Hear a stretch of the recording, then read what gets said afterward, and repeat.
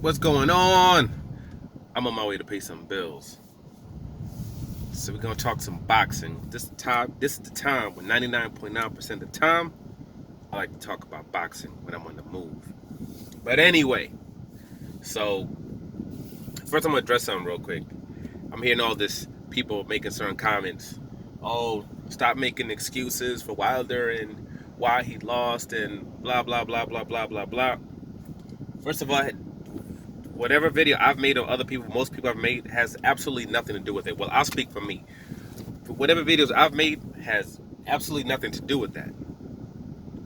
You know what I'm saying? Like, if you see even my previous videos before the Wilder versus Tyson Fury fight, I picked Wilder to win, but I made it clear he could lose.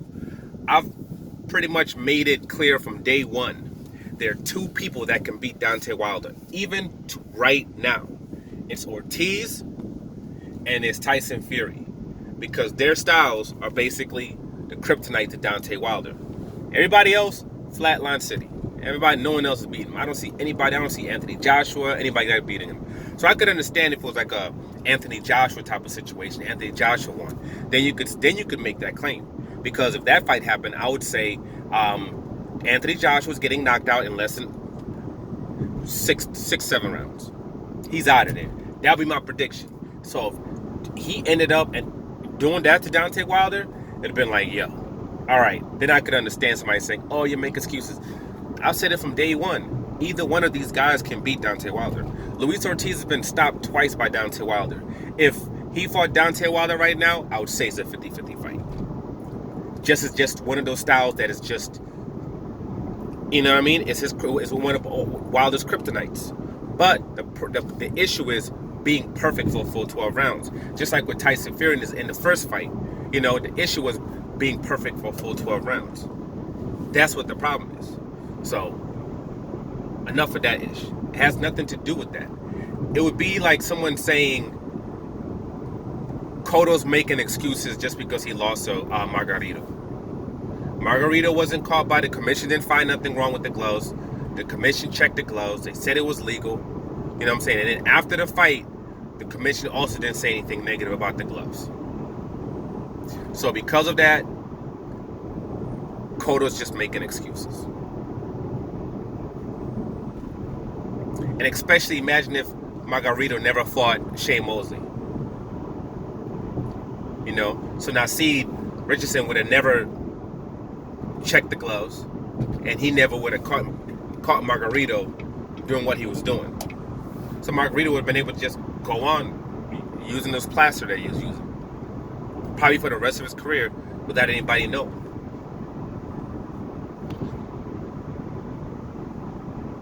You know what I mean? So would Cotto basically be just making excuses? It has nothing to do with that. It's regardless of what happened. I don't think he needed that, especially with his game plan, the way he was flowing. I don't think he needed that to beat Deontay Wilder.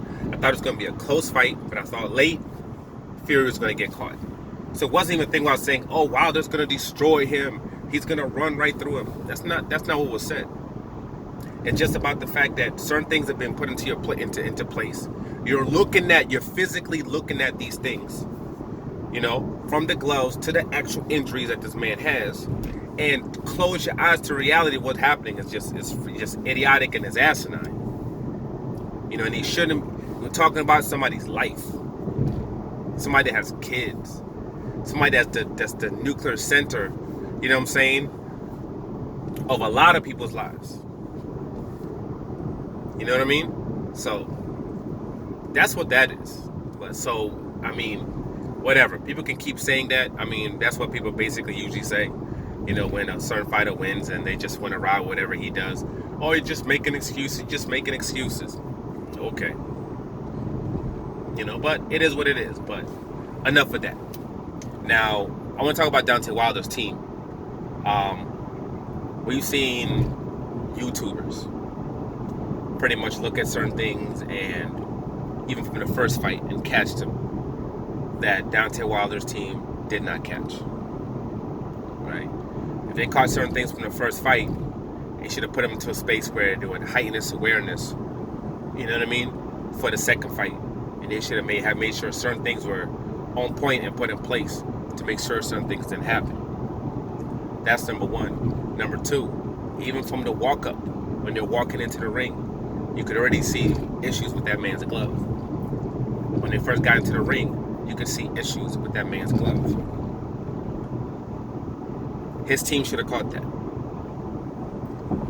When you have coaches, you as a fighter, your whole focus is just about in front of you.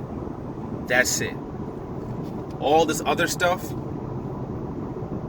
it's your team's job. The head trainer, the second trainer, you got all these coaches. It's their responsibility to make sure all those things are on point and they're in check.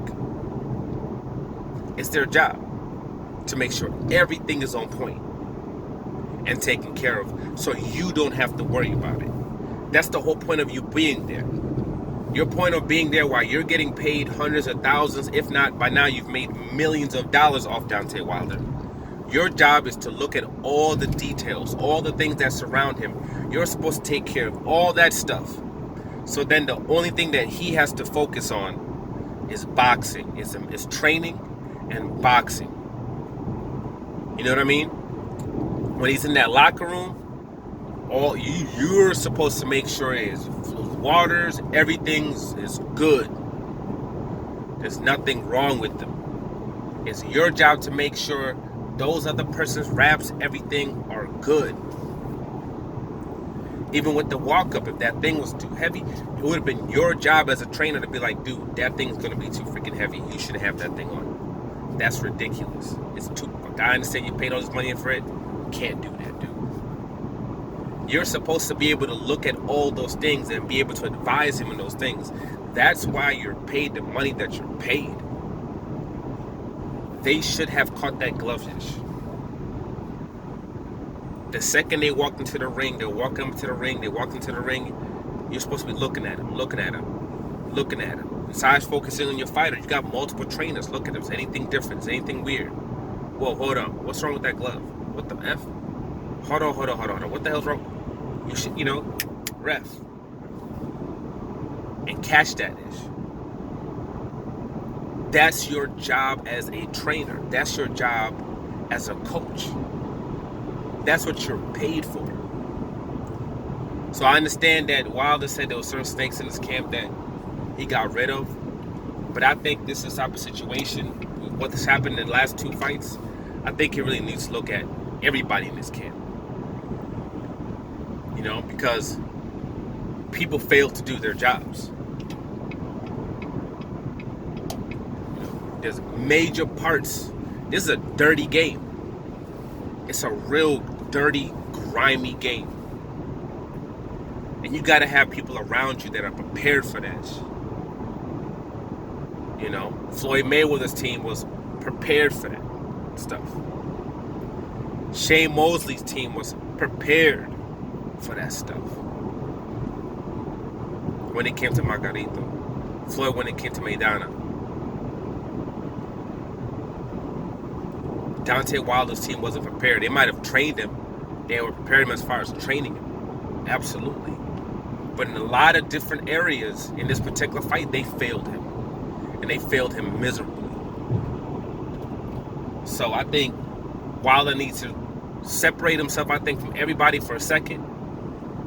And really start soul searching and see if he needs to look at everybody.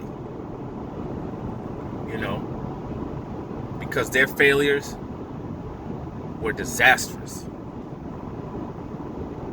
It could have cost him his life.